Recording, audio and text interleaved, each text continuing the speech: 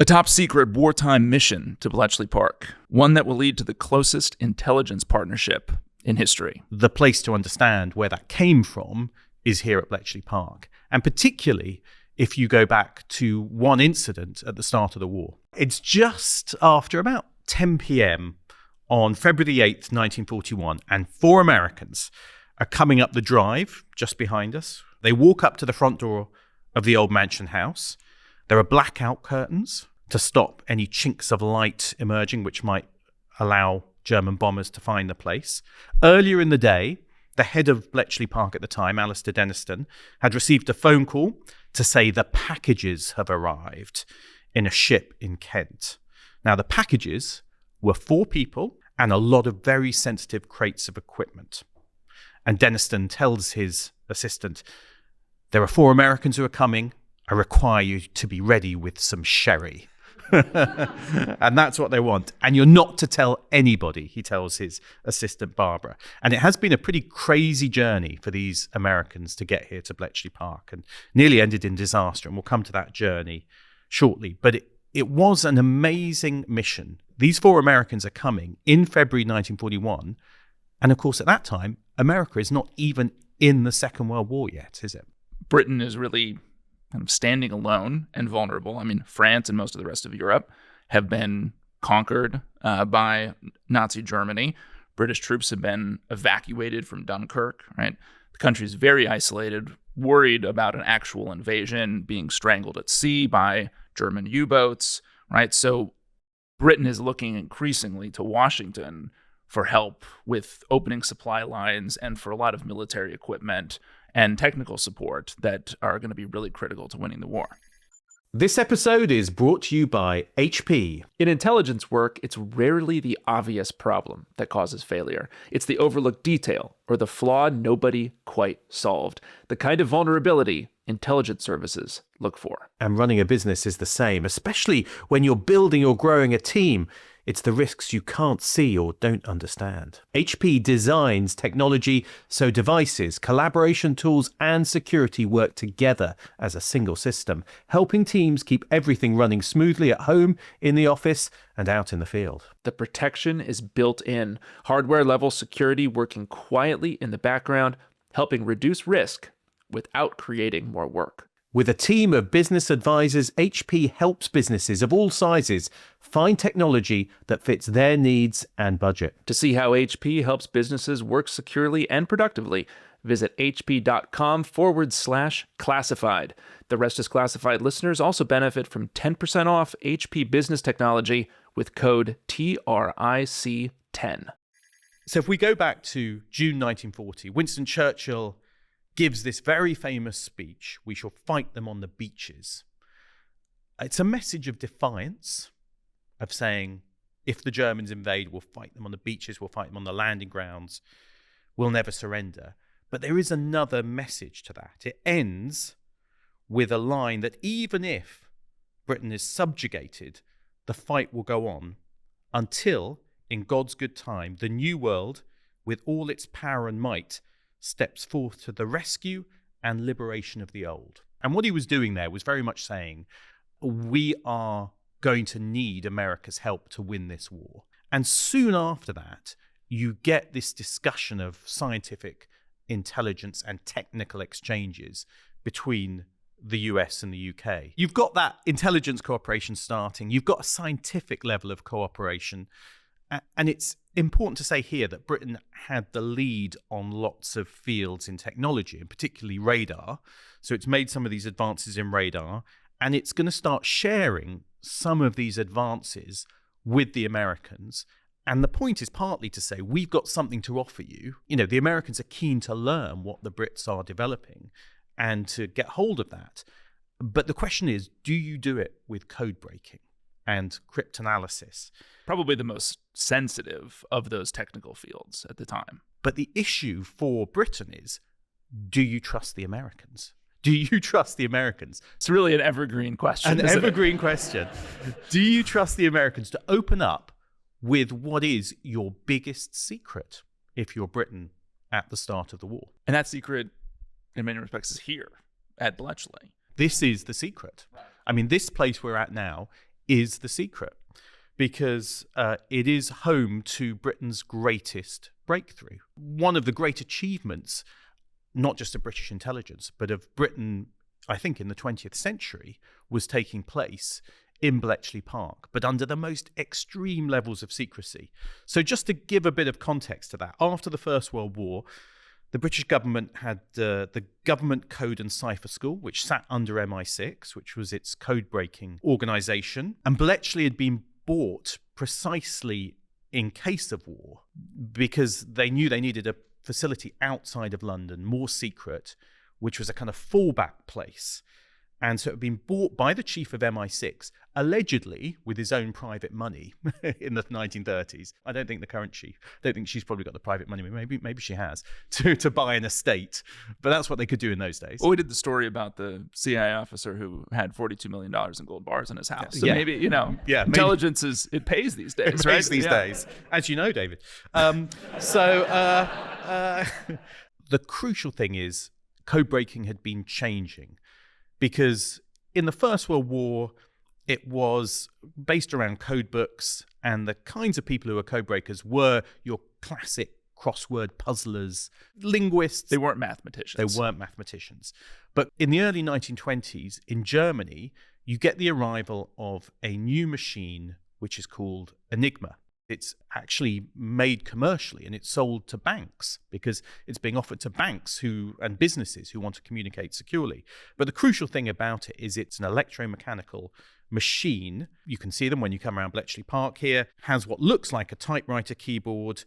You press down on a key, an electric current is sent through rotors, which scramble what that letter will turn into. And it lights up on a display. The rotors move every time. Even if you press the same letter again, you'll get a different path for the electrical current, creating a different output. And you can set it in different ways with different settings for the rotors, creating a huge number of combinations. Some will say 158 million possible permutations. That's a lot. It's a lot. That's a lot. And it's being, by the time of the Second World War, it's really the backbone of a lot of the kind of operational communications inside the German military, the Luftwaffe, the SS. I mean, even the Weather Service is using it. So it's not the really high-level strategic kind of telexes that are going from the Nazi high command to the army commands. But in many ways, it's even more valuable, because it is the stuff you would want to collect to actually disrupt or go around or target specific U-boats or German formations as they're massing around Britain. But it looks like an impossible target. Impossible to go through that number of combinations through brute force, through simply kind of cycling through them all. And it's interesting because the head of the Code and Cipher School in Britain says it would be a waste of time and public money even to try to crack Enigma. But on the eve of war, there's a meeting actually in Poland. British, French, and Polish spies meet in a forest just outside of Warsaw. And it's the Poles who will reveal to the British and the French that they've made some breakthroughs in cracking versions of the Enigma code. And what's so important is that they'd realized that it's no good having crossword puzzlers anymore. What you need are mathematicians. And they'd brought in mathematicians who could understand how to bring down the possible range of combinations. And then they'd started to look at how you could then use machines to work through the probabilities. And they'd built something called a bomber, possibly called that because it made a ticking sound as it worked through different combinations and look for a solution to what the code was. And for the Brits who go over on this mission, this is a kind of moment of revelation. And they start hiring mathematicians. And of course, the most famous mathematician that they hire at that point is Alan Turing, who will be one of the geniuses who will help build a British version of the Polish bomber, a more advanced version, which will be called the bomb, and which you can see here at Bletchley Park, and which is going to be used to try and deal with Enigma. The crucial thing is the code made by Enigma looks random, but it's not. It's made by a machine set up in a particular way to generate complexity. I think the best way of understanding it is that however good a device is in theory, the way people use it is often the flaw. And it's a bit like with our passwords for our computers and our online life. They're not random. They're not for the random. most part. They're not random. People Yeah. reuse their passwords. Yeah. And one of the tricks that Bletchley understood was something called cribs, where you are guessing what is going to be in a message because there's a standardized bit of a message. Maybe it's the fact that they always start or end their message with a particular greeting, or maybe it's that there's a weather report at the start or end or at a particular place in a message. So you have something which you can use to test through your probabilities and to look for a setting which might give you an answer. And you can then also bring it down through facts like the Enigma machine never encrypted one letter as itself. So if you press E, it will never come out as E. So if you start to use those two things together, you can start to bring down the probabilities and the number of possible permutations. And then you use these bombs, which are basically a group of Enigma machines. It's like a big box, maybe about 6 feet tall, and you can see them here at Bletchley, which can work through the combinations. Once it finds a path, then it will light up and show you've got a possible match. It's a little bit more complicated than that, but it isn't just Turing. I mean, at its peak at Bletchley, there's 10,000 people working here, 10,000 people working, and a lot of them are doing some of the work to look for the different patterns which exist. They are filing information, they are collecting the signals. There's a huge amount of what's really early data analysis which is going on by people. So it's much more complicated than just the one genius of Turing, even though he was a genius. There's work on an industrial scale at Bletchley to do this, which involves people and machines working together. So as those Americans are arriving in early 1941, that is the secret, essentially, of Bletchley Park, is that the Brits are starting to have some real success at breaking Enigma, but there is a significant challenge remaining, isn't there? Yeah, that's right. I mean, that's the secret, is that by 1940, they are starting to make some breaks into Enigma. First of all, I think with the Luftwaffe, the German Air Force, the German naval Enigma is a much more challenging proposition. But probably the most valuable to break. Probably the most valuable, because you've got the Battle of the Atlantic, which is so important, and the issue of convoys and supplies. And this is, of course, one of Britain's greatest secrets. Because if that secret gets out to the Germans that you are breaking the codes, then they will change their codes. They will change the machines. They will change the way they wire them. They will change the way they use them.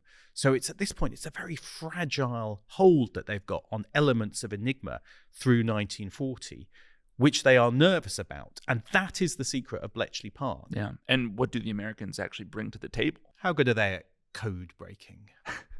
Well, I guess the bottom line is that maybe not quite as good as the Brits at this time, which pains me to say. But it is probably worth going back a bit to set up the context behind American code breaking as we get toward Bletchley. So the mission at the time will be known as the Sinkoff mission. That's the one that comes here in February 1941. Led by Abraham Sinkoff. Now, a decade earlier, in 1930, Sinkoff had been introduced to code breaking by William Friedman. Friedman himself is a very fascinating character. He's this kind of flamboyant son of a Hungarian, Russian, Jewish immigrant, and Friedman had taken charge of this very tiny unit inside the army called the Signal Intelligence Service. And he has 3 young recruits that he brings in with him. Sinkoff is one of them. Another one, Solomon Kolbach. They're close friends, classmates from Brooklyn. There's another guy named Frank Rowlett. They're all mathematicians. So they're not the crossword puzzlers of old. Now, in 1930, Friedman takes his proteges and shows them a secret, really one of the kind of crown jewels of American code breaking at the time. Friedman takes them down the stairs, second floor of what's called the munitions building, goes into this deserted corridor, stops outside, and then pulls out a small card from his coat pocket. And it has a combination. He opens a combination lock on the front of the steel door, swings the bolt open. Behind it's yet another steel door, because it's an older version of a skiff. And inside the room is pitch black. Friedman turns the light on. Everything in the room is completely dusty, covered in dust. And Friedman turns to his proteges and says, "Welcome, gentlemen, to the secret archives of the American Black Chamber." Good name, isn't which it? is The a Black great Chamber. name, by the way. It feels like it was a real miss to not have the American Signals Intelligence Agency called the Black Chamber, because that would be a great recruitment tool. So Friedman basically explains that this room contains the working files, the archives of what had been America's really premier and only signals intelligence service up to that point. Now, the Black Chamber had been the creation not of Friedman, but of a guy named Herbert O. Yardley. Now, Yardley is a kind of hysterical character in and of himself. Very colorful guy. He's bald. He's very short. He's very hard drinking. He's a skirt chaser. He is a major poker player. Loves playing poker. And in fact, we're going to talk in a minute about some of the other books that he's written. The only one that's still in print is called The Education of a Poker Player. Oh, really? You can still get it today. That's right. So Yardley had started out as a code clerk for the State Department just before the First World War. After the First World War, he convinced his superiors at States and at the War Department to fund an organization that was operating under a commercial front called the Code Compiling Company in New York. And what they did was they spied on diplomatic traffic that's going in and out of Washington of around 36 countries. Do you know what one of those countries was? Can I guess it might have been the United Kingdom? It was the United Kingdom, right? Shock. Horror. The Americans spies spying on people. It never. Can I let you into a we're always secret? surprised. We might have been spying on you at the same time. So I think it wasn't one-way traffic. It's maybe a moment to set up a bit of the US-UK intelligence relationship as it existed in the 1930s. None of the existing architecture for this relationship and most of the organizations that now participate in it didn't exist. And in fact, I mean, the US at that time had no real intelligence community. I mean, there were bits and pieces of signals intelligence and human intelligence, mostly in the military services, in the Army and Navy. Very unlike in the UK, where you had a much more mature intelligence community, right? There's really no established trust as a result between the two intelligence communities on either side of the Atlantic. And in fact, you were spying on us. We were. In New York. Yeah. There is an MI6 essentially front operation running out of what was then called the Passport Control Office in New York. It comes to be known as British Security Coordination.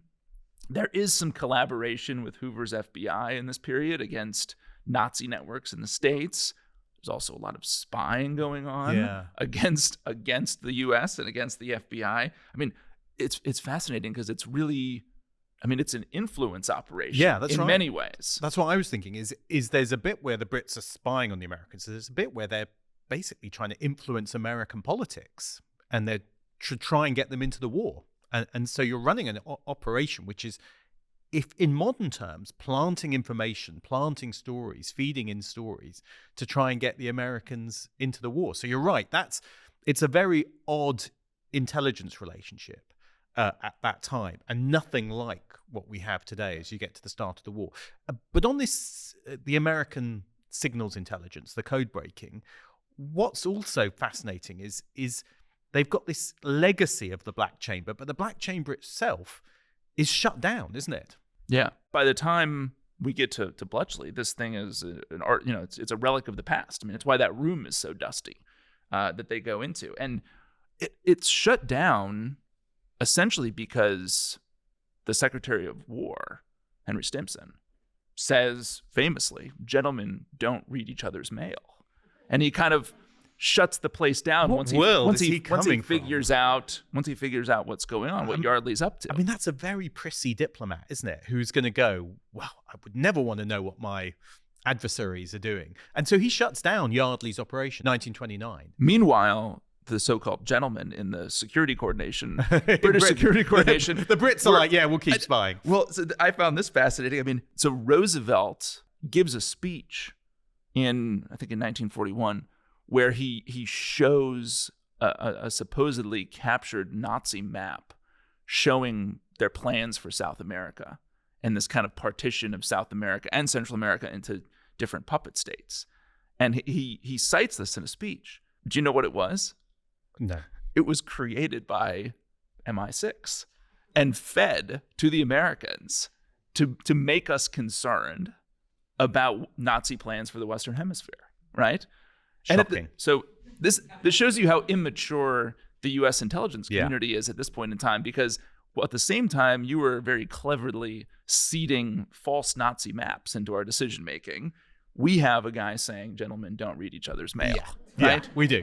But, Stimson shuts down the Black Chamber, but then I think it's the War Department go, actually, the State Department might not want this. We'll take it. We'll take it. So we're going to do it, which is where William Friedman comes in, I guess. So American code-breaking does continue, we should say, after the Black Chamber is shut down, but by Friedman, who's going to set up a new organization through the 1930s. And the focus for the U.S. in this era is really Japan, isn't it? Right? And in particular, Japanese diplomatic traffic, where the U.S. will start to have some successes. Now, very interesting, there's a system that the U.S. has codenamed Purple. And this is Japan's highest level kind of diplomatic ciphers. And it has stumped American codebreakers by the late 1930s for a very long time. And it stumped the Brits too. Yeah. Because the Brits have not cracked They've it. all been trying to work against it. Right? Yeah. And finally, though, in the autumn of 1940, the Americans get a breakthrough. Friedman and Sinkov and these guys who've taken over the legacy of the Black Chamber and really focused it, in this case on Japanese diplomatic traffic, have finally been able essentially to recreate the Purple machine, the machine that the Japanese are using to encrypt their diplomatic traffic. Now, Friedman ends up having a nervous breakdown on the tail end of this. Yeah. Probably, it's a little bit unclear, but probably from just essentially overworking himself constantly. And it's a very fascinating story of how the U.S., of how Friedman and his team ended up creating, what they really did was they back-solved for the Purple device from intercepted communication. So they didn't have one in their possession. They actually built one out of old telephone equipment and had constructed this analog version of this Purple machine.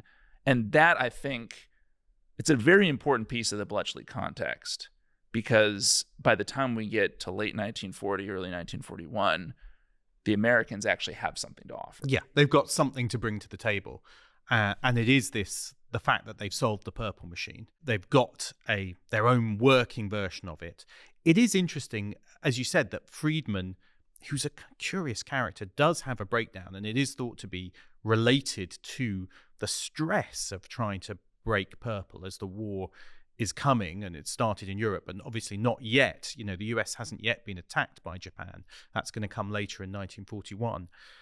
And it would have been Friedman, I think, coming to the UK in February 1941 if he hadn't had this breakdown and needed to be hospitalized for it. And you get this sense of just the intensity of the work that's been going on within the American code-breaking community at that point. They've also had issues about secrecy, haven't they? Because they've got worries about having their truths exposed. Because right at the start, the Yardley, to go back to him, had gone public about the Black Chamber, and he'd written a book about it.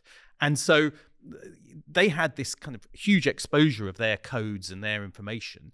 And so they're also worried about secrecy as a result. And they've also got these fears. So you can see on all these sides, there is this question, well, we've had this breakthrough, a bit like the Brits have had with Enigma, the Americans have had with the Japanese, but do we dare share that with the public? And neither know that the other side has had that breakthrough. Yardley, it is fascinating. And it really does lend some credence to, I think, maybe British skepticism about how trustworthy the Americans might be, because he has, I think at one point in the 30s, he went to work for Chiang Kai-shek on code breaking. He essentially leaves. Like a lot of American, the sort of American SIGINT community at that time thinks that Yardley is a traitor. Yeah. He's also done, I think, a very damnable thing, because he left the intelligence community and he started writing spy thrillers. Right? Right? The Blonde Countess was Yeah. one. I was reading about the Blonde Countess, actually. I went down a slight diversion of reading about, she's someone I think who seduces Americans to try and steal their codes. She seduces a balding, poker-playing, short American codebreaker. I was not aware of these spy thrillers before we started looking at this series. They weren't a big influence on you? No, they were not. They have been widely panned. I mean, they're not. Really? Basically, he wrote them because he tried to write a sequel to The Black Chamber, and there was a gag order put on him. The galleys, the advance copies of his second book were seized, so he couldn't make money off of it. And so he started writing spy thrillers as a workaround to get his story out there. I think the importance of Yardley is the fact that, he exposes the fact this black chamber existed. The Japanese actually in the 30s improved their codes because he's revealed they've broken them.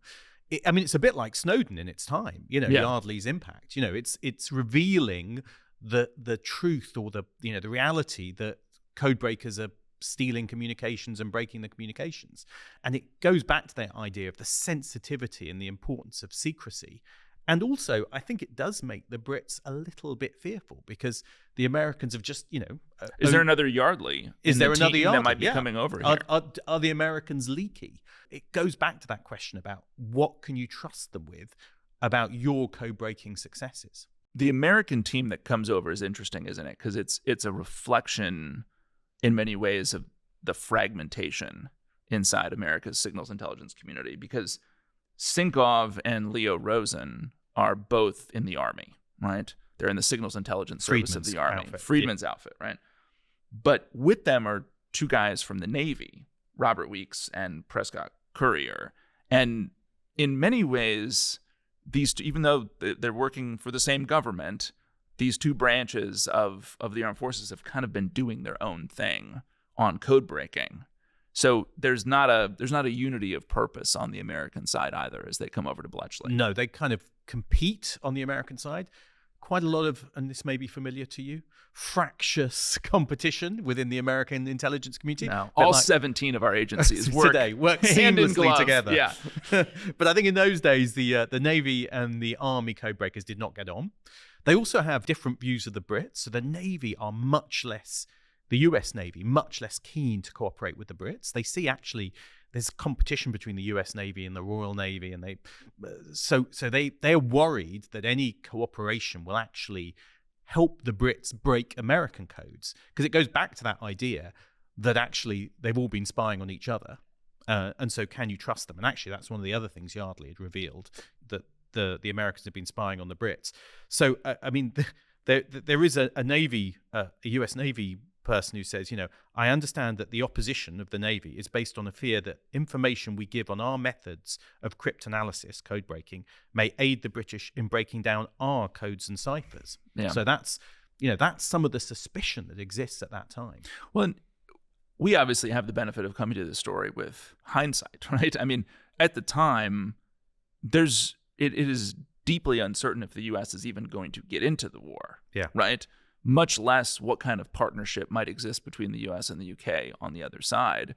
So, looking back on it, it can be kind of hard to understand, well, why is there so much skepticism on both sides of the Atlantic about sharing?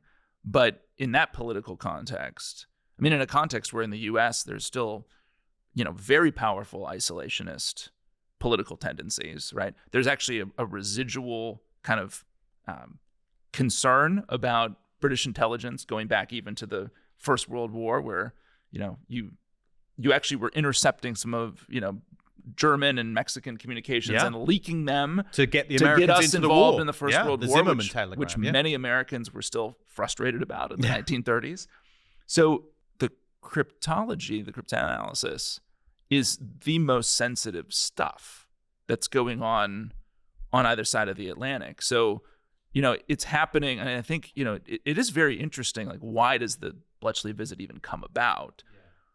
Because neither side actually knows in advance what the other side has broken, but it is happening in this bigger context of a lot of technical and scientific sharing that's beginning to open up, I think, as both countries see a shared sense of purpose in needing to defeat or diminish Nazi Germany. Yeah, and I think you're right. In a way, it's surprising it does happen, but there's a bit where the codebreakers themselves are curious about what the other side is doing. Yeah. And they think maybe we can learn something. It's a bit like talking to the Poles. You go, oh, hang on a sec, there's a different way of doing this. But then the other bit is I think they have the political direction from the very top, from, eventually it'll be Churchill and Roosevelt, to try and work together. And I think that is important because you've got both those things coming together. And November 1940, in the context of some of these scientific and technical exchanges, you've got the chief of MI6 telling Churchill that there's a desire to talk to them about what they've done against Japan and to learn what the Americans have done against Japan, but acknowledging it would be awkward then to not reveal what Bletchley was doing on German codes. And he says, it would be obvious we have something to hide. And Churchill agrees, and he says maybe we should show a little leg, which is one of those, we'll just show him a little bit. And I think that is the context as you hit November 1940, ahead of this February 1941 visit, is the idea, well, let's just open up a little bit, but not too much. Let's see what we can get from them. But there is one British official, when Churchill says this, adds a telling note to the memo about this discussion. They says, what will they think if they find we've been reading their stuff? So that's it's like maybe you don't tell them. Yeah. They might work out that if we've broken these codes, we've broken their codes. So they have been spying on each other. And that's absolutely clear right through the 1930s. The four Americans, now Friedman, as we said, stays back because he's had some kind of nervous breakdown. They leave Annapolis, Maryland on a frigid cold day in January of 1941. Their journey itself is kind of an interesting part of the story as well. Yeah, dangerous. Yeah. So they're going to travel on the British battleship King George V. Now, all of these guys were essentially Army and Navy reserve, who then have to be formally called up in order to be able to travel on a foreign flagged battleship over the duration of what will become a 2-week voyage, a very unpleasant, I think, 2-week voyage across the Atlantic. They pretend to be Canadian. Lucky them. For the sake of protecting their real identities. It's a promotion, isn't it? Right. Sorry. I'll hold my tongue because we're trying to get some Canadian intelligence guests to come on for our Declassified Club members, so I will say nothing. One of them, I forget who it is, said that they're Canadian, the ruse of them being Canadian fooled no one on the voyage. None of the Brits were confused. The ship heads for the Orkneys at Scapa Flow. Yeah, which is a sheltered harbour at the north of Scotland.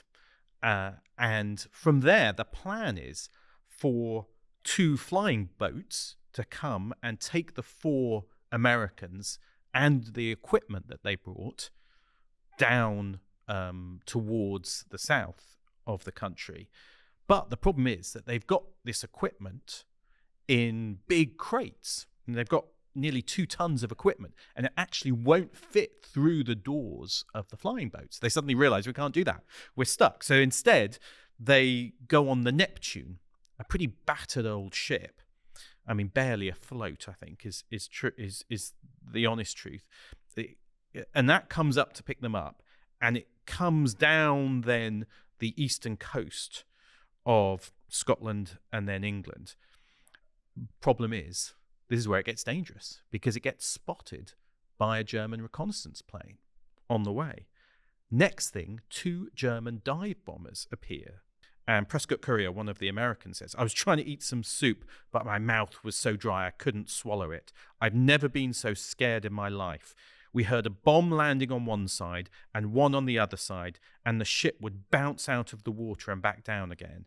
Then I heard something that sounded like someone dragging chains along the deck. Did he have a bowl of soup that whole time in his hands? That seems... I know, it seems like... the whole time he's holding onto the soup. They're bringing with them that reconstruction of the purple device.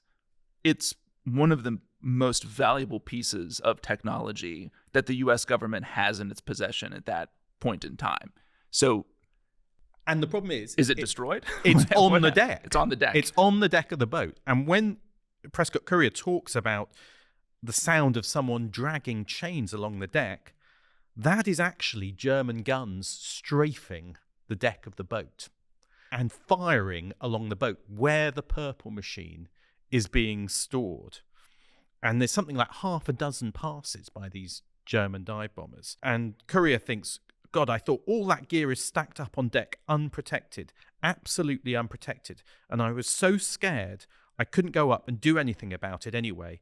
And he thinks, well, that's the purple analog gone.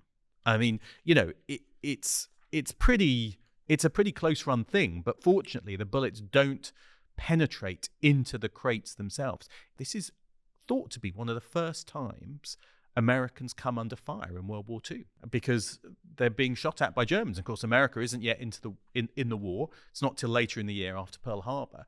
And here they are, because they're undercover as Canadians, that they're getting shot at by Germans. And so they're experiencing, and I think this is one of the important things about this visit to Bletchley, and there'll be other moments where they feel this, they're experiencing the reality of war. Yeah. You know, and they're seeing what it's like for to come over the Atlantic at risk from German U-boats, and then to see the German planes strafe them, you know, as they're on the Neptune coming down the coast. They are seeing that this is the reality of what it is to be a country at war and to be under attack. And I think that's going to have quite a powerful emotional impact on these Americans as well. So then at Sheerness Port, Kent, on the southeast coast, they arrive on February the 8th, probably a little bit sort of worked up from the journey. They're met by a gentleman named John Tiltman, and they head here. They come to Bletchley Park, where they will arrive late at night and be served sherry. I think whiskey was maybe harder to come by. Okay. I think the fact it's sherry is that's the only drink that they probably got. And I think you can, if you go back and imagine what it would have been like at this moment, a lot is riding on this, because you're trying to kind of build cooperation, but also you're fearful, aren't you? Because you're fearful about giving away too many secrets. How far do you go? What do you tell the Americans? Do you trust them with the secret of what's happening inside the huts, of what Turing has managed to achieve when it comes to breaking Enigma? Well, especially from the British perspective, the cracking of Enigma is the difference could be the difference between life and death. Being able to survive 1942 and 1943. And then also, frankly, you know, and we'll talk more about this in the next episode, the impact, but the number of people, soldiers, civilians, otherwise, who could be potentially saved if you crack this code is very significant. And so as the Americans arrive, I mean, you know, it seems, again, in retrospect, like inevitable that it would be shared.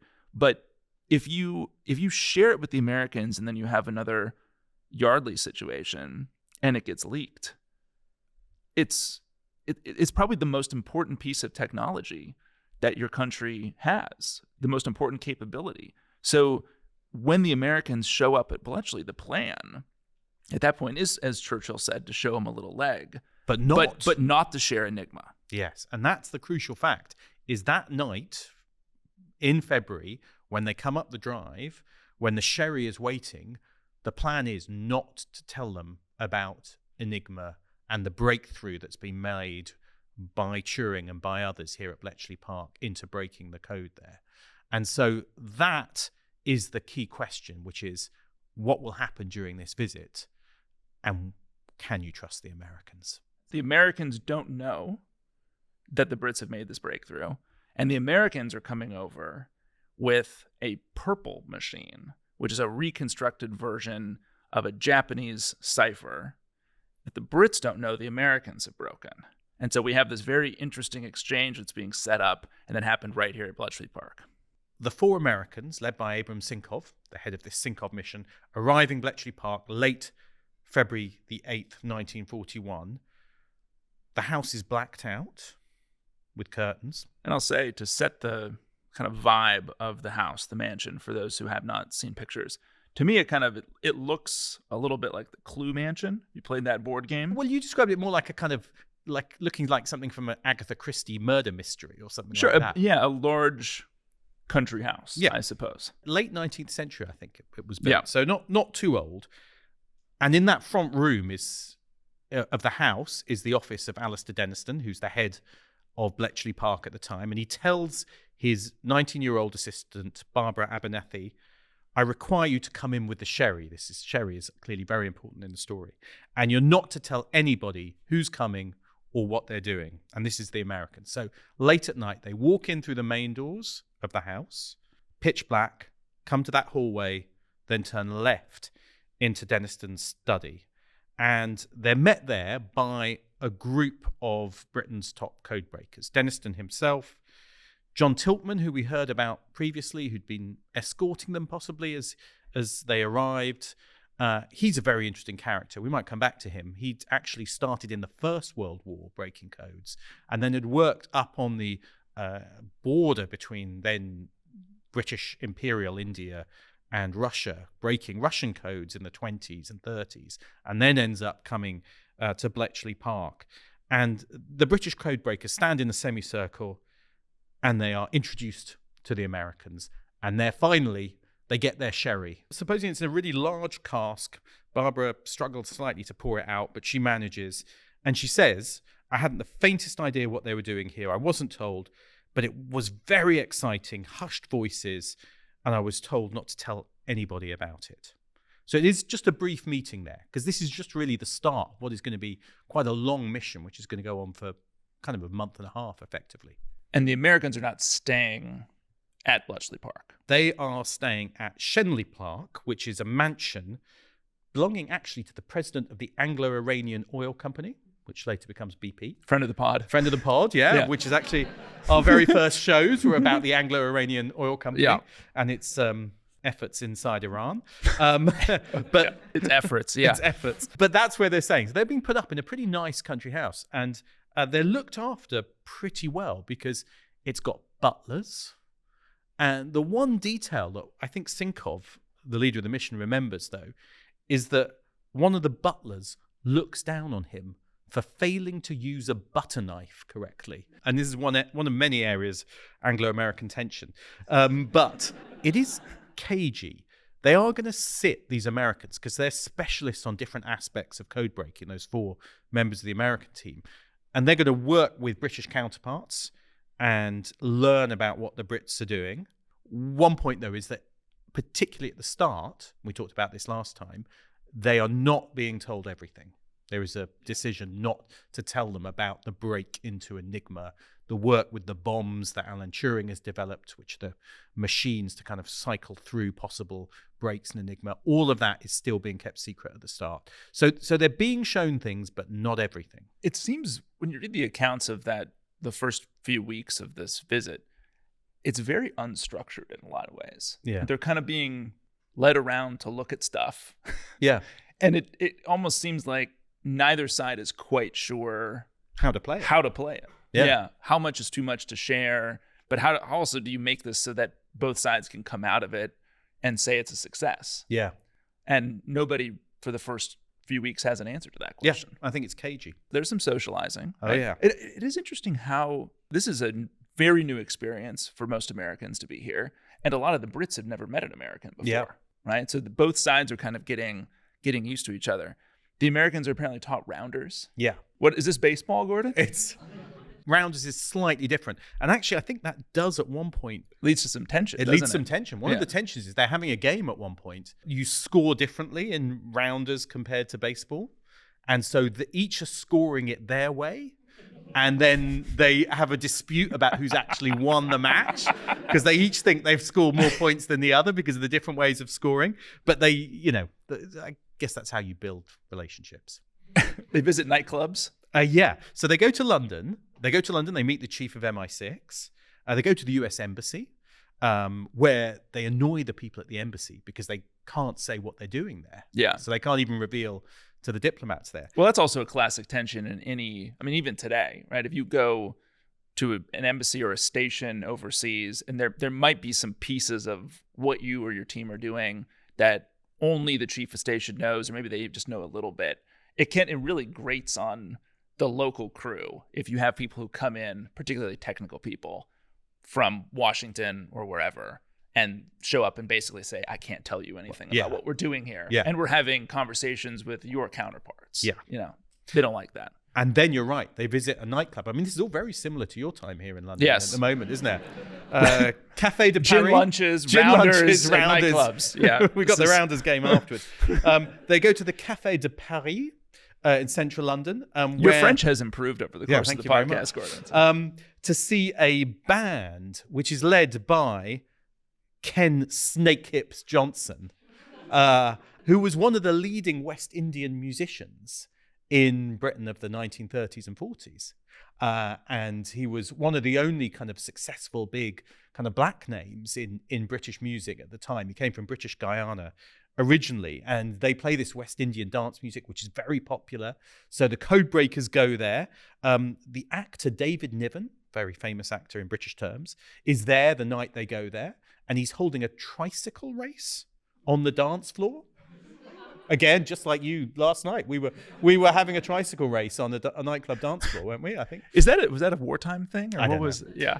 But but this again is one of those details. So they go there one night during this visit. The next night, a bomb hits the club. 34 people killed, including Snakehips Johnson. And I think again, a bit like their journey down the coast from Scotland towards Kent and then into Bletchley, where they come under fire by the Germans. This must be, for those Americans, to suddenly understand what the Blitz was, what it was to be bombed, what it was to see, civilians die in that way in a nightclub, must have had quite a powerful effect on them. And when you understand the bonds that are forged by this visit and by the joint cooperation at Bletchley, I think it's actually understanding that trip to the nightclub and what happens the next day, which explains why such deep roots, I think, are put down in the relationship because of the things that they experience during that visit. But even at that point, what is going on in, I think, Huts 6 and 8 and the work led by Turing, nothing. That's still not being shared. No. And regardless of what the Bletchley team might have wanted to share from the higher ups at this point, political leadership, Churchill, it shows some leg, but still hold back, don't share. Yeah. And it's because of that fear that we talked about last time, the fear that the secret of the fact that they were making these breaks into Enigma could leak. And therefore, then the Germans would change their codes, they'd upgrade their codes, they'd change the way they use the machines. And then you'd lose that break with huge consequences, real life and death consequences. It means there is that reluctance. And what you see is a tension within Bletchley Park. And Alistair Denniston, the boss, is one of the more reluctant ones, it seems, to open up, to share too much. And of course, even within Britain, very few people are let into the secret of Bletchley Park. Yeah. Well, I think it's safe to say, though, that what breaks it open, as with so many examples in the special relationship, is just American generosity, isn't it? Taking the first step. Because it really is, though, the Americans who brought that purple machine to decrypt Japanese communications, primarily diplomatic communications. That's brought and essentially shown to the team here at Bletchley without any, at that point, even knowledge of what the Brits had done on Enigma, right? So it's that first step is taken by the Americans, and it really pays off. Yeah, I think that is right. John Tiltman, that British codebreaker, describes the gift of purple as a tremendous gesture. Somebody had to make the first step, he said, and the Americans made it. They don't use it as a bargaining chip. They don't go, well, we could give you something if you show us more. They basically go, here it is. And I think that actually is quite important because it does make the Brits realize, okay, maybe we need to reciprocate. Yeah. Maybe we need to do something in response. It actually seems like the exact inverse of structurally what happens today in pockets of the intelligence relationship. Because in 41, the Americans are the smaller partner, the partner that kind of needs to demonstrate value. And so there's a willingness, I think, maybe to take something that's really valuable and cool and share it to demonstrate from kind of the plucky smaller partner that hey, I can contribute, and if we pool resources, we both get more out of this than if we just do it alone. I think that there's I'm thinking about exchanges with British counterparts on Humint. There's kind of a similar structural thing going on today in the Humint relationship between MI6 and CIA, where I think if the Brits collect really interesting, really good pieces of human, there can be there's a strong desire to share it, to say, look, this is something of value, and then it creates an impulse on the side, the bigger side, to share more. To open up. Yeah, exactly. John Tiltman, this actually very important figure in the relationship, goes to see the head of MI6 and make the case and say, look, they've opened it up to us. We should do the same as well. And the head of MI6 can see the point of that argument, but says only if Churchill himself signs off on it. Which gives you a sense of how important this technology is. Yeah. And how sensitive it is and how big a decision that is. And Churchill says you can tell them, but they have to sign a document with conditions about who they in turn can tell. Yeah. Because they want to control that kind of flow of information and make sure that word doesn't get out in Washington effectively about what's happened. So that's the deal. We will share it with them, but only if it's restricted to a tiny group of people who basically swear themselves to secrecy. So at that point, the decision is made, and it is actually just before the Americans' visit ends in March that they are told about the break into Enigma, just before the end. So it's taken weeks to overcome that caution about it. They are shown the bombs, these machines, which you can see here in Bletchley Park. If you visit, you can see rebuilds of them, the ones that are used to kind of go through the various permutations. They're told and allowed to write down some, although maybe not all, of the details of the techniques that the British are using to break and to attack things, even the more advanced naval Enigma. They're not actually given any of the hardware, though, which is interesting, I think. And the Americans have given the purple machine. The Brits don't give a bomb, for instance. But the reason for that is simple: is they don't have that many, and they're using them all, and they need them all. They can't quite afford to just hand one over and lose the ability to use it day to day. It's a massive part of the value that they hope to get from the Americans, which will be the industrial capacity to build a lot more of these machines. And I think it is easy to forget now how remarkable this was, because America's still not in the war. Yeah. We're still ahead of Pearl Harbor when Japan attacks the US and when it does enter the war. And so America's technically not part of the war. It's not even technically an ally in the war. Mm-hmm. And yet they're sharing their deepest secret, which is what's happening at Bletchley Park. I mean, I do think it's hard to get your head around what a big step that is. Yeah. Well, and especially in contrast to the slightly suspicious nature of the intelligence relationship in the 1930s. Yeah. I mean, it's really a sea change in the way the two countries are going to work together. Well, one American actually thinks that the Brits are also passing on the details. In their minds, they think, well, partly for help, but partly in continuity. And in their words, in case Britain goes under. There is this risk that Britain goes under, that maybe it gets invaded, maybe the Germans come, and then at least some capacity to break German codes, and that knowledge will then be over the Atlantic. So it's almost a kind of fallback option as well, which shows you, I think, to some extent, the fears that are there. So the four Americans go back in April. They return to the U.S.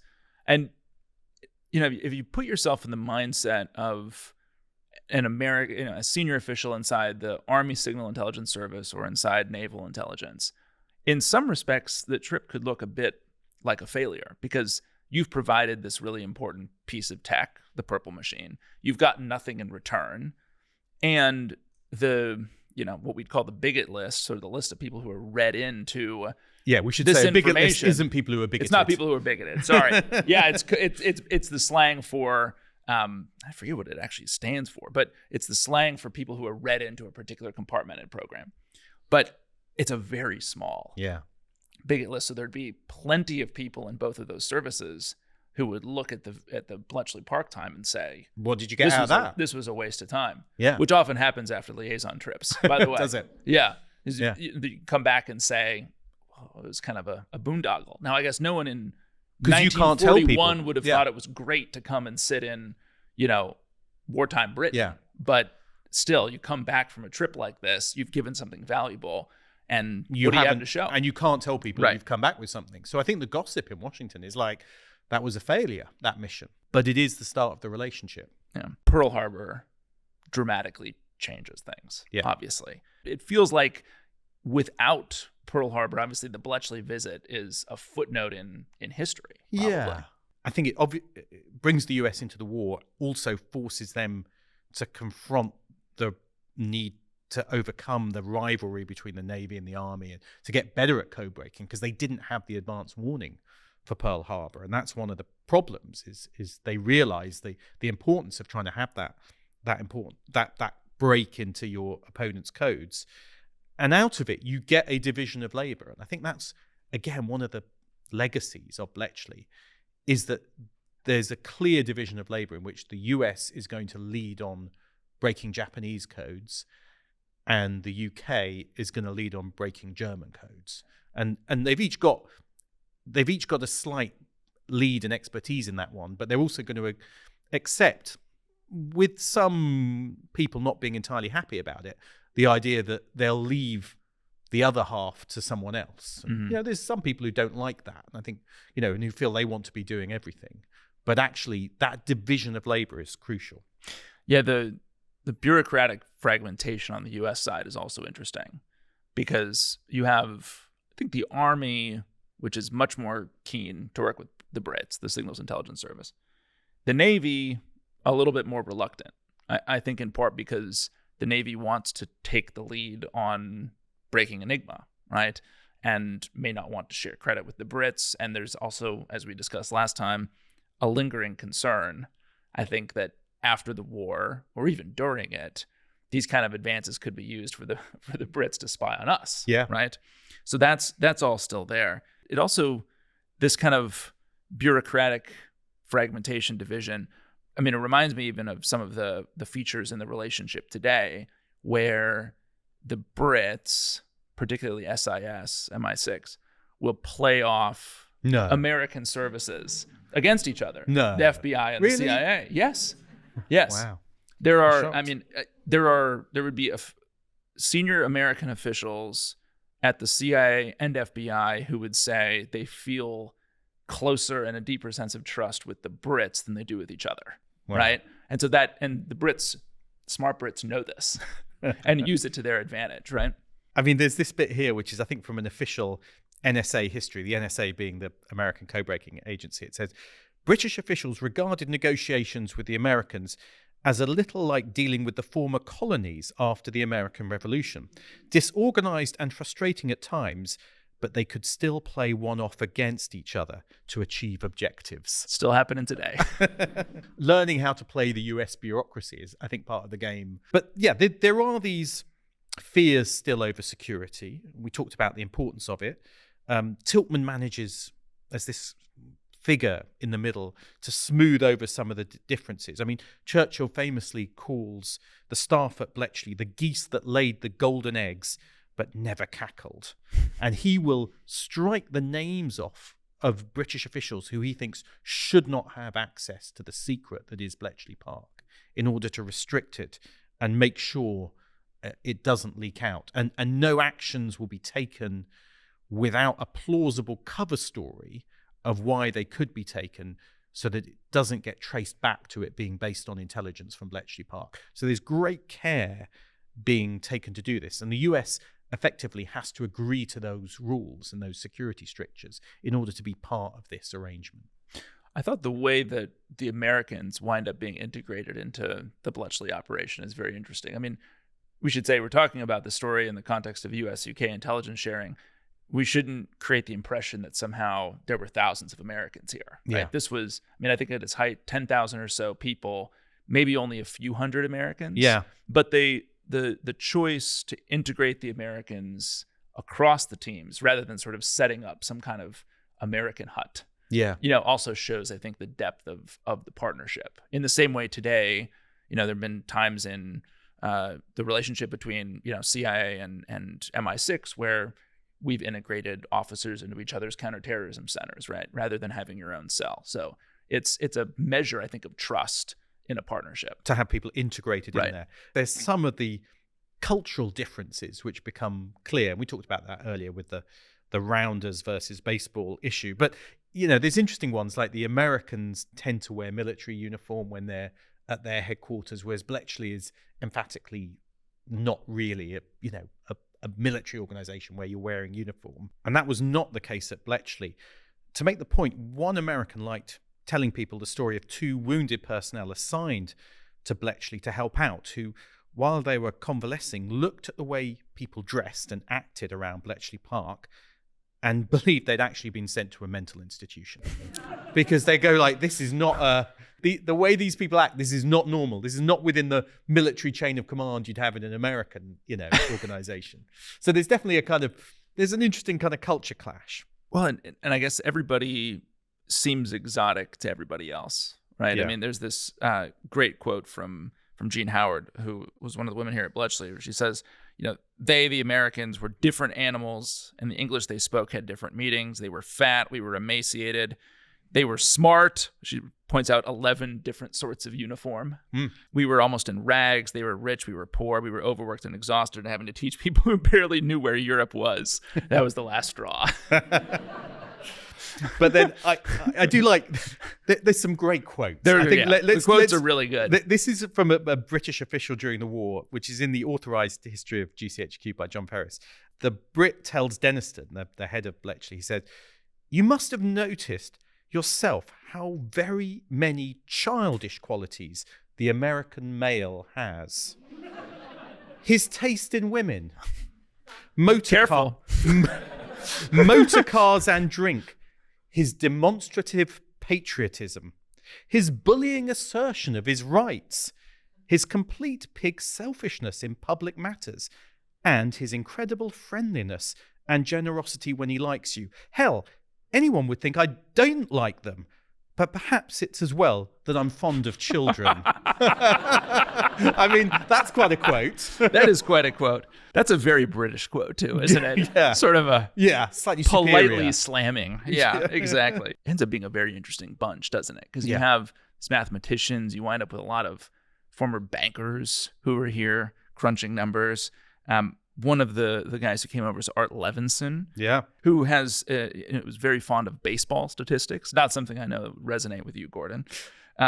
Talks about the freezing outdoor toilets. I mean, as we saw walking around here today. I mean, it's pretty basic. This is a pretty Spartan setup. I mean, even in Turing's office, it's pretty dingy. It's dark, shades pulled. Yeah, this was not despite the fact that we're at a kind of a mansion, most of the people were not experiencing the sort of Downton Abbey style living. No, right? Definitely not. And I think Art Levinson says he can always remember the freezing outdoor toilets, as well as working with one colleague with a refined Cambridge accent and another from Glasgow. While he was made to feel very welcome, he never had a clue as to what either was saying, which I love. But of course, the other thing we should mention is, for some reason, the Americans do seem exotic, especially to some of the women at Bletchley. And Barbara Abernethy, Denniston's assistant, who serves the sherry, ends up marrying one of the Americans. Yeah. She's one of quite a few who ends up marrying these exotic Americans with their childish qualities. Many childish qualities. Yeah. Seem strangely attractive to some British women. I don't quite understand that, but anyway, there you go. But Art Levinson is a good example of one of those codebreakers who comes over and who starts seeing the value of what the Bletchley decrypts can offer. And I mean, we're not going to get into the whole detail of how Bletchley does shape the victory that comes in the Second World War, but there are some important moments which he will personally witness. For instance, he can remember why the German commander Rommel is kind of raging about why every one of his supply ships is being sunk by a British destroyer. And Rommel is saying it can't be coincidence. It's the damn machine. And Rommel has clearly Was that message then typed into the machine? Yeah, exactly. And they've intercepted it. And so they hold their breath because they're thinking Rommel's maybe worked out that Enigma is vulnerable. But it's almost too much to contemplate the idea that Enigma is breakable, because the implications of that are so awful for the Germans that they'd have to change so much. It would mean the Brits are doing such an amazing job that they can't quite get their heads around it, even though, as we can see, Rommel and some others occasionally think, maybe that's why these things are happening. Well, I guess you can understand the inability, perhaps, to even come to terms with the fact that Enigma might have been cracked, because, I mean, prior to the war, I believe, even, I mean, senior British cryptographers were saying Can't do it's unbreakable. Yeah. Right? It's an interesting question, though, is why did the Germans, I mean, is it fundamentally that assumption that it's unbreakable, that the Germans don't set up their own version of Bletchley? Yeah. Because you don't have a German Bletchley. No, I mean, they have some good individual code breakers. And actually in North Africa, for instance, there's a very good code breaking team assigned to Rommel and to others. But the problem is they never join forces. I think they have separate teams, but they don't have that integrated system that you have at Bletchley, where it's all brought together, all the different skill sets and all the different understandings. And I think that is quite unique at Bletchley. And I think one of the things that America then offers is industrial muscle, really, to take some of these breaks into Enigma and other systems and build on them and actually use American capacity to do more with it. And I think that's a key thing that America brings to the party, really. Well, and Turing was a bit skeptical of the Americans' contributions on the cryptography, wasn't he? Because he has this great line where he says, "I am persuaded that one cannot very well trust these people," meaning Americans, "where a matter of judgment in cryptography is concerned." Right? I think we can make quite a lot of use of their machinery. Yeah. Is what he said. Yeah. That's what they think. Yeah. Despite the partnership, there's this very arrogant undertone, maybe even overtone, to some of the senior Brits here in terms of what the Americans really bring to the table. Yeah. But they do bring this industrial muscle to the table, because one of the problems for Britain is producing the bomb machines, the ones you can see here at Bletchley. And Turing had designed them, but it's the US which builds them on an industrial level. And they use the National Cash Register Company, the NCR, in Dayton, Ohio, which can build these machines at a pace that Britain simply cannot. And they'll run some of them in the US. They're also running bombs here at Bletchley, also a place called Eastcote.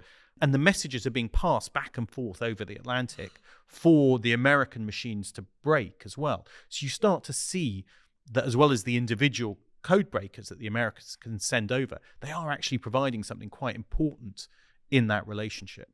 We're not going to go into incredible depth here on Turing and kind of the effort to, I mean, essentially build what becomes the modern computer. Yeah. I mean, that's a whole kind of separate story. But, I mean, it is a really interesting piece of what's going on here at Bletchley.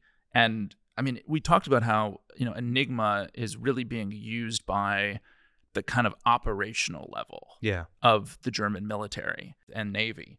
But there's a level above that, which the Nazi high command is using to communicate with essentially its army groups out in the field, that becomes the focal point for a lot of Turing's efforts. Yeah, and that more advanced code that they're using at a kind of strategic level is the one that Colossus, the world's first semi-programmable computer, which is built here at Bletchley Park, is going to be designed to crack. And it's an amazing story. And again, I think we should delve into it another time. There's a post office engineer, Tommy Flowers, who plays a really important role in this, in designing and building the system. And that will offer more amazing insights. And again, Art Levinson, this American, can remember some of the messages that he will get from this break into the German high-level system. And he can remember decoding a 70,000 character account by Rommel of his inspection of defenses along Normandy before D-Day. Imagine why that would have some value. Yeah, if you're planning to invade, knowing where the defenses are because you've intercepted the message, mapping them out, is brilliant. And it's the detail, because it locates a German panzer division just close to where the US was going to drop the 101st Airborne. And Levinson says, they would have been torn to pieces. So they moved it based on the intelligence. That, I'm sure, saved lots of young men in the 101st Airborne.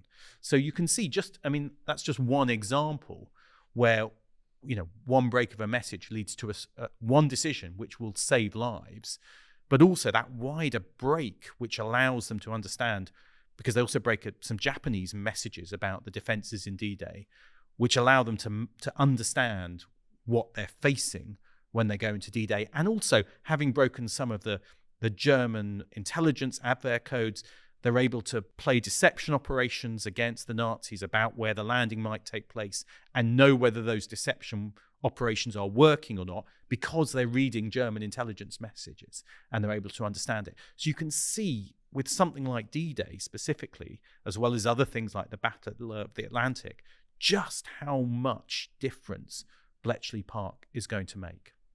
I guess a lot of the claims around the impact that Bletchley has had center on, well, by how many months or years that it shortened the duration of the war.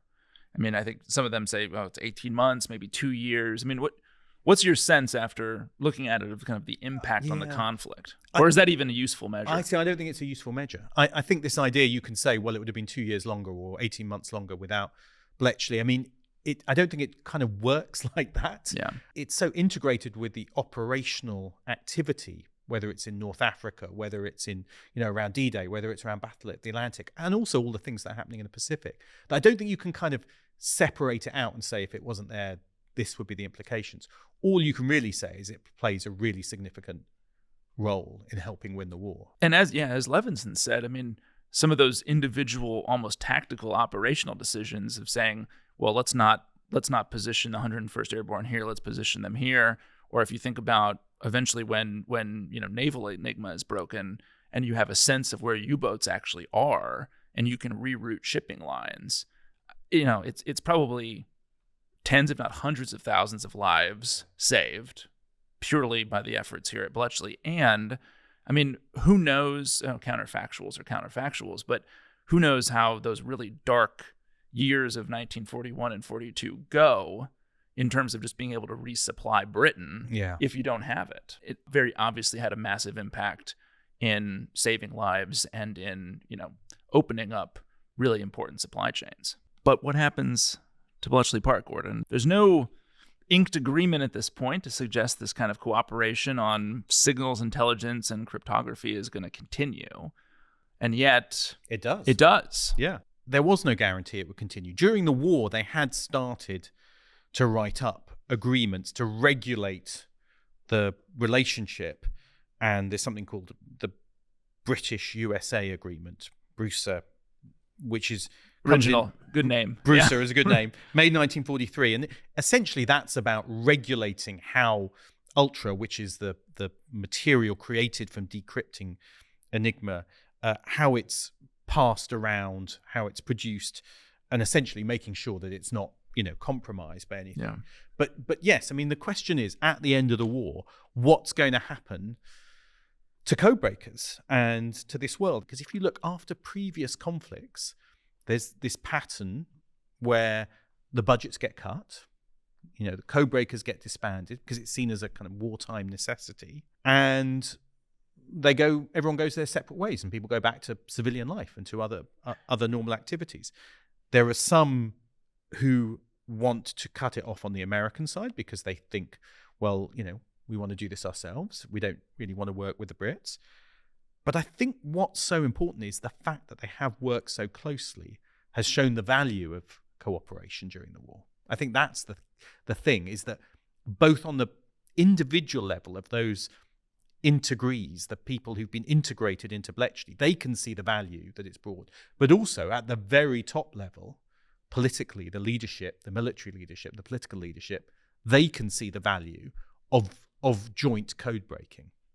Well, and it's also, frankly, benefited by the fact that at that point in time, beginning of the Cold War, Britain's global role had been shrinking, but really contracting, the American one growing. And yet at the same time, there's such a convergence of geopolitical interest with the Cold War happening, right, in Europe, around the world, that the logic of disbanding this kind of arrangement is really flawed. Because, essentially, and I think it's the same logic that it governs a lot of the intelligence partnership today, is if both countries bring 10 units and share, that means both countries have 20 units, right? And fundamentally, that math just holds up if you have a real convergence of national interest at the geopolitical level. And which you've got, because I guess it is so crucial that as soon as the war is ending, the Cold War is starting. I mean, there's even a bit of crossover where they're starting to think and spy on the Soviets, even though they're allies at the end of the war. But it's certainly clear by the end of it that a new conflict is coming. And on September the 12th, 1945, the US Chiefs of Staff tell President Truman that cooperation with the Brits was essential to American national security given the disturbed conditions of the world. And what they're worried about is actually another Pearl Harbor. It's another surprise attack. It's being taken by surprise, perhaps even by a nuclear surprise, by the Soviet Union, who are developing the bomb, although they don't have it yet.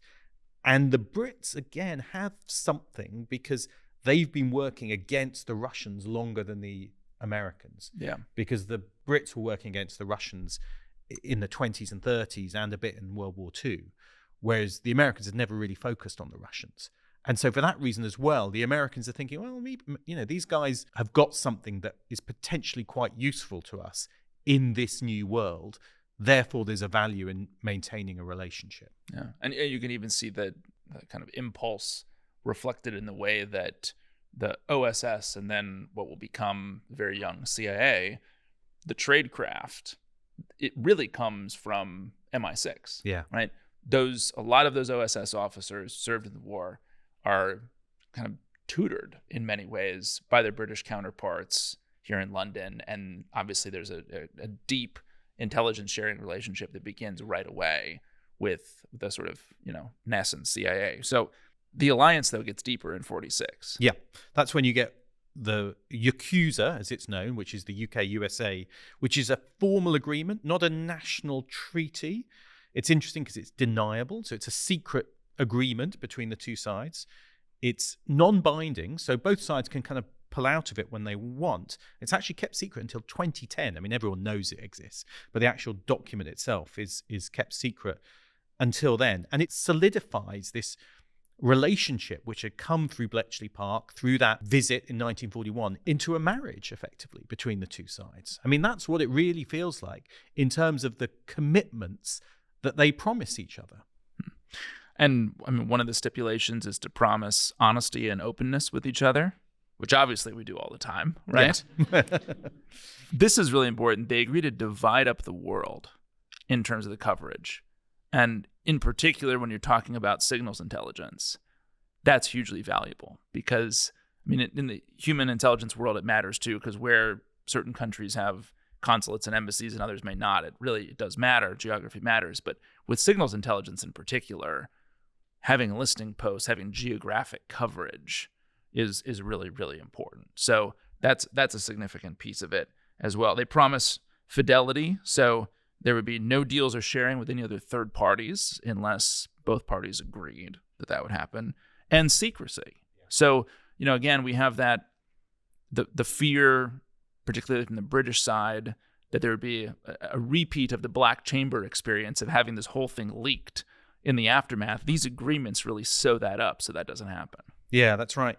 And the secrecy extends to the fact that no one who knows the secrets of this joint code-breaking work could be put in any position where they could be captured or subject to interrogation. So that's actually one of the stipulations to try and maintain that secrecy. They also agree not to spy on each other, which maybe is something we should come back to, because that was the mistrust that came out in the 30s when they knew they'd been spying on each other.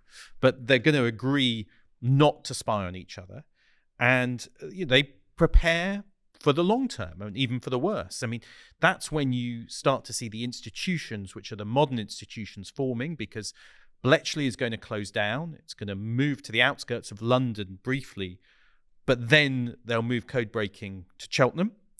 And it's a location chosen to be away from London precisely. I mean, a bit like Bletchley was chosen to be away from London because they're worried it could be the target for nuclear weapons now or for bombs. And so Cheltenham is a bit out of the way. Some actually think that they should go all the way to Canada and they should move. That would have been a mistake. But they decide on Cheltenham, which is a bit closer than Canada. And they're going to use some of the kind of cabling and some of the infrastructure which is there because there's good communications lines. And then meanwhile in the US, you're also going to get the evolution of code breaking into more formal organizations and institutions.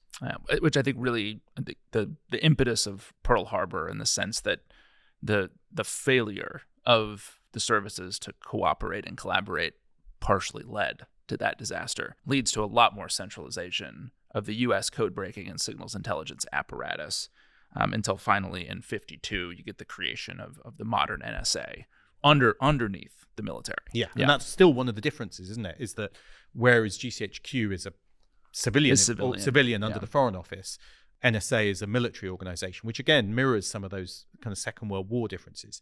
And then it was the Yakuza deal originally, but then Canada, Australia, and New Zealand are brought into it, and you get what are now called the Five Eyes.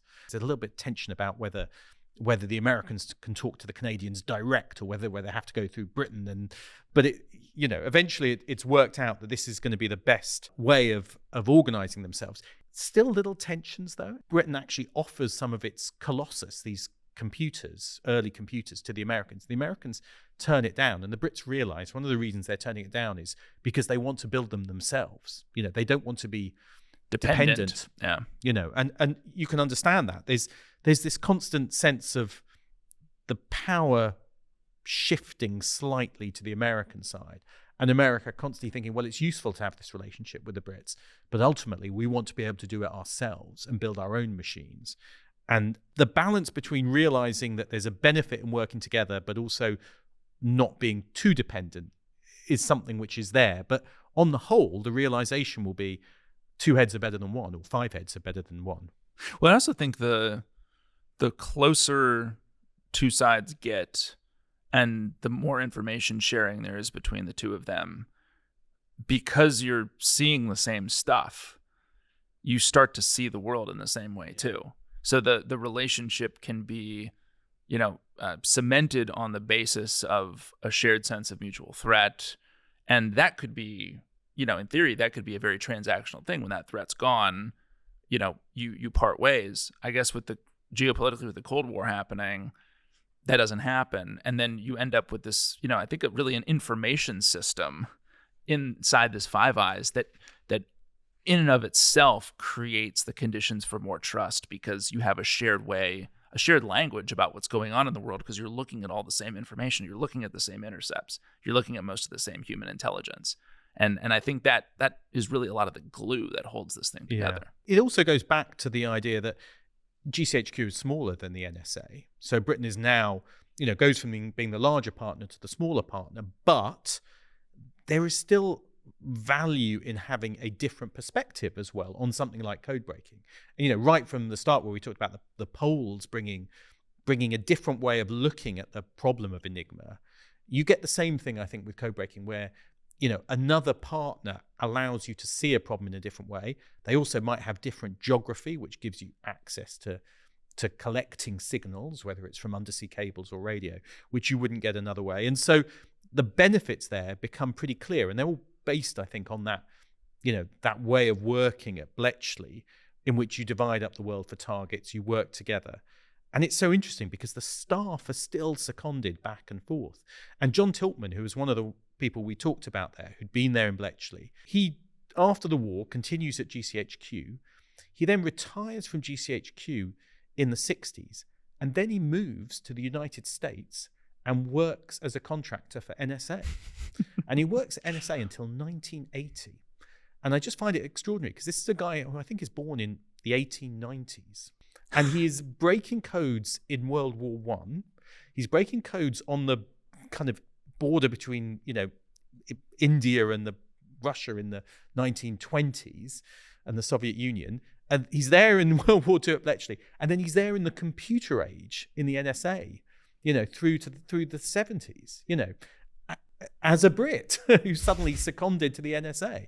And you kind of get, that's an amazing example about how close those relationships are. He ends up inducted into the NSA's Hall of Honor, right? Yeah. I don't know how many other kind of foreign nationals are in there, but it can't be that many. No. And John Tiltman's one of them. And Ann Keast Butler, who's head of GCHQ right now and was here at Bletchley, I think just a few months ago, for a lecture in the very room where we're recording today. She said that this leap of trust, meaning Bletchley, paved the way for for the strongest intelligence alliance in the world.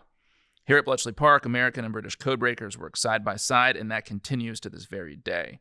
In GCHQ's Cheltenham, Manchester, and London hubs, and in NSA offices from Fort Meade to San Antonio. They still have integrees, as they're called, working together in each other's organizations. So, and you got, apparently, she must have leaked that there's an NSA hub in San Antonio, Texas. Not far from where I'm from. Yeah. She's just declared it. She's just declared it. So like a Yardley style reveal from exactly. Keith Butler.